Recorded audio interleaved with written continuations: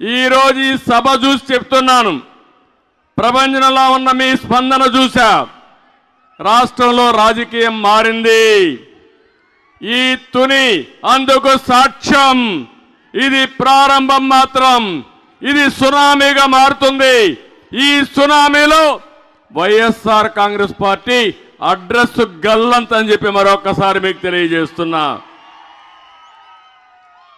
సూర్యుడు తూర్పున ఏ విధంగా ఉదయించి మనకందరూ కూడా అన్ని విధాలా సహకరిస్తాడో ఈ సభలో నేను చెప్తున్నా. తెలుగుదేశం జనసేన 3 నెలల తర్వాత ప్రభుత్వాన్ని ఏర్పాటు చేసి తెలుగు జాతికి దశ దిశ చూపించే బాధ్యత తీసుకుంటామని చెప్పి కూడా నేను మీకు తెలియజేసుకుంటున్నా.